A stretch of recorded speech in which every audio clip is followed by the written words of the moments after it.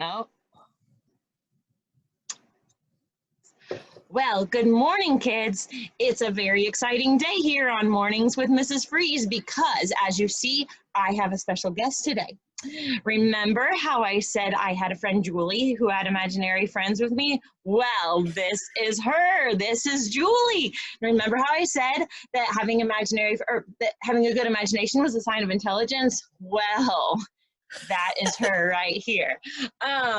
Kids, if you want to know what happens when you give yourself opportunity to dream and then you work really hard at it, that is my friend Julie, and I know her.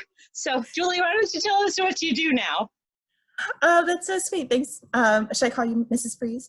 Whatever, it's okay. All right.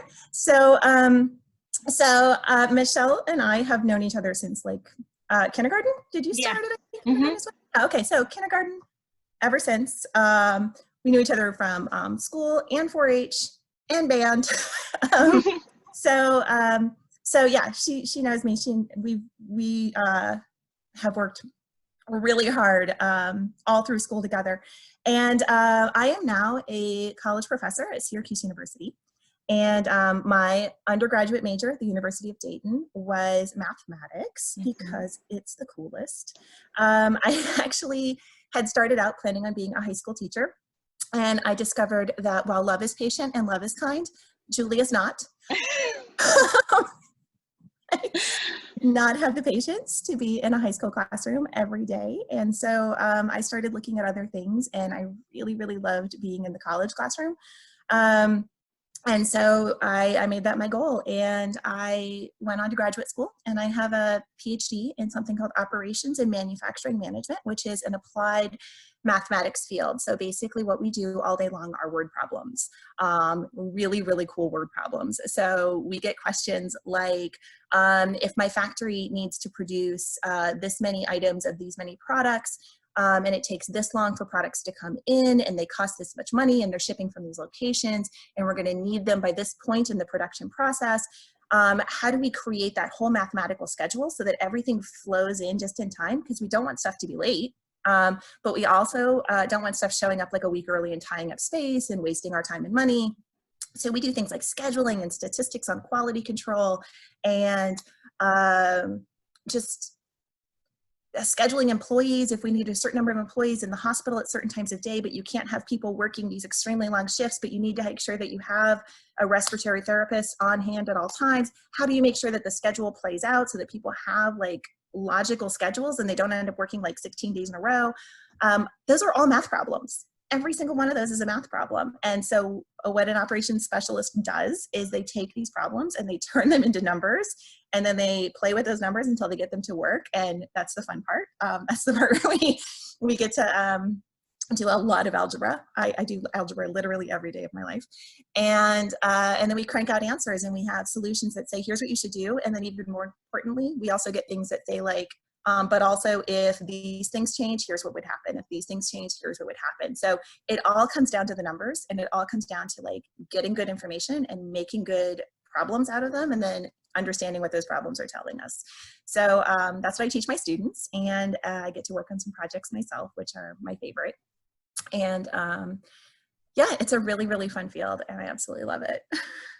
And Julie is amazing at this. So Julie, can you just tell them who all called this week wanting to interview you? Can you just say that? So I specialize in something called supply chains, which is the first problem I was kind of describing, where, you know, if we have stuff here and we're trying to get it here and then we're trying to get it here, what could go wrong? How does that flow work? Like, what's the problem? And if you're following the news, you may have heard that a lot of businesses are closing because of the coronavirus, and trying to keep employees safe and trying to keep community safe. And what happens when a business closes is there's a disruption to that flow. And one of the big businesses that they're really worried about right now is meat. And so I know in Anderson, a lot of you are closely related to farmers. Michelle and I are from a farm town as well. So you know that if farmers have raised an animal, they have to then take it somewhere to have it slaughtered and turn it into meat. And the problem is those slaughterhouses are shutting down for illnesses. And you don't know how long they're going to be closed. And so, so this is a big concern. A lot of people are concerned about it. And the news is very interested in trying to explain this to the public. And so in the last 2 weeks, I've had interviews with the Today Show and the New York Times. Last night I talked to CNN for a while. I think I'm going to be on CNN this week. I know her. It's crazy. Last summer I was on Forbes. Forbes magazine interviewed me to talk about what is happening because with the tariffs with China and the United States, factories were having to close down in China and reopen in like Vietnam.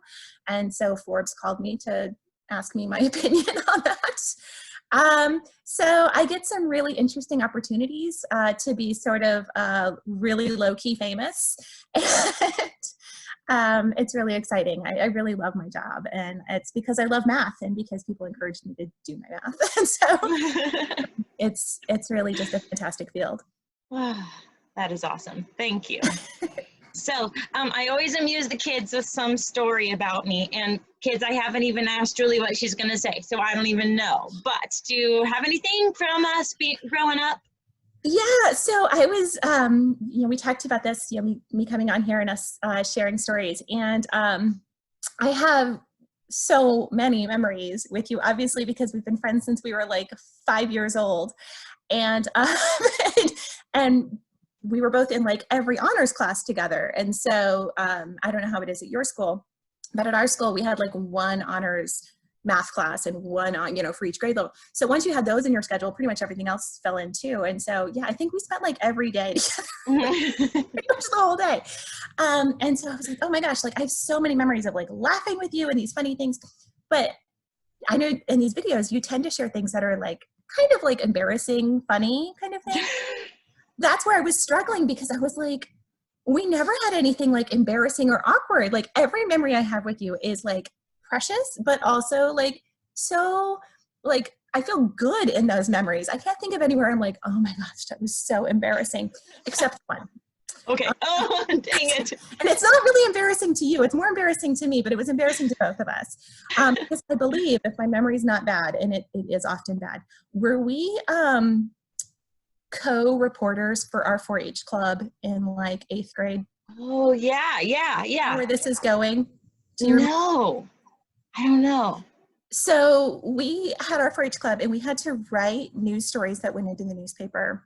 Yeah. And it was just, it was supposed to be really simple. It was supposed to be like, oh, the Lucky Clovers met on this day at this time and they did these things and the next meeting is at this time in this place. Like it was supposed to be really, really simple.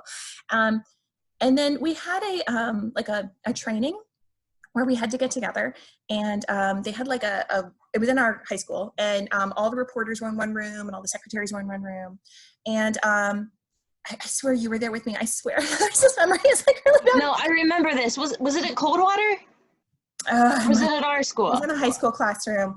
But I think it was at Coldwater. A good example, and here's a bad example. And they pulled our club as a bad example. So maybe that memory was not as scarring to you, or maybe because that was awful. And I was just like, I think that's like the most failure I've ever experienced. But I did have to pull out this other thing because this is also from our 4-H club, and I think you'll appreciate this.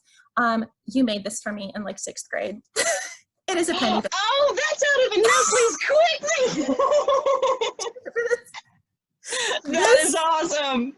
This has traveled through like 10 states with me. It's lived in every house I've ever had. If you look really closely, you can still see the Nesquik. Okay, Nestle. It's full of coins. This is a Michelle Mellencamp Freeze original product. It's very before Pinterest, guys, that was a Mrs. Freeze or Miss Mellencamp Michelle original. I was like trying to I was like, oh, maybe I've got, and yeah, this came up. So then if you don't mind me sharing, I just have like 2 other things I wanted to say. So one, this is a very like clear memory to me, was going over to your house in like 5th grade. It was in the fall. And we were up in your room and we were, I don't know, we were probably playing with dolls or something because that's what we did. And I had brought over, or one of us had a library book of plays. And we had started reading plays back and forth together. And we thought it was really fun. And we went to our teachers on Monday and we petitioned that we should do a play as a 5th grade class. Mm-hmm. and they decided to look into it, and they got a bunch of really great adults on board. So I can't take too much credit beyond us. But we did the 5th grade play, which was the Yeah. I remember. You were. Was it Wizard of Oz 5th grade, or was it the Robin Hood one? Oh, did we also, because we did Snow White and Rose Red in 6th grade. Oh yeah, yep, I remember that one. Did we also do Robin Hood? Maybe it was 4th grade. The first one we did was the Wizard of Oz, because I was the cast and I was super excited. But what I remember about that is, besides the fact that you and I like campaigned for that, but like thankfully because of all the adults that came onto that, they have been doing a class play at that school ever since. Oh, You and I, you started this off talking about the importance of creativity and imagination. And I guess that kind of was like thinking on this, like creativity and imagination can have such a lasting impact, whether that is a penny bank that has been hanging on my house for over 30 years. A play that has sparked a theater tradition at our elementary school that has also gone on for 30 years. I have such fond memories of you, and I just I'm so grateful for all of those memories with you. And I'm not going to go into too many of them because these are your students and I don't want to embarrass you.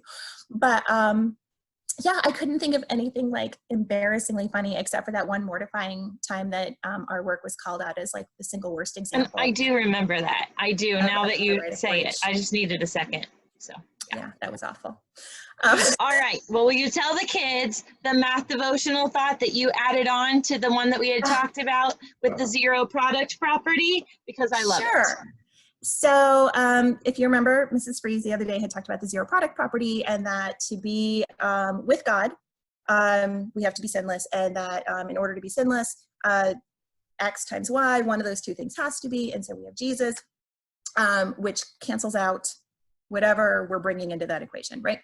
And I had loved that. I'd never kind of thought of it that way before, but I thought it was really beautiful. And the fact that it's roots, it's great. So, but what I was telling her is that when you think about mathematics, and especially, you know, like I said, I do word problems all day long. I think about how we write mathematics in words, right? So we might say like 5 and 6 is 11, or 5 with 6 is 11, right? Addition is going to have words like and or with. But when we multiply, we tend to say things like half of 10 is 5, right? So of is the multiplying word. Or 3 by 6 is 18, right? So, and sometimes you'll even hear 3 cross 6, which is, it's a little less common, but sometimes you'll hear cross as a word for multiply, right? And so if you go back to that thought of the roots being me multiplied by Jesus gives perfection, right? Gives 0. And you read it as mathematics instead of, you know, me times Jesus. It's me by Jesus, or me of Jesus, or me cross Jesus. And I think that just like makes it so much cooler. It goes with the phrase, plus it's not me with, it's me by. And I think that's powerful. I love that. It reminds me of the phrase saved by grace, that we are saved by grace. So yes. Thank you. So that's so lovely. All right. So remember that Jesus loves you. Remember that Jesus loves you. And so do I. So do your math.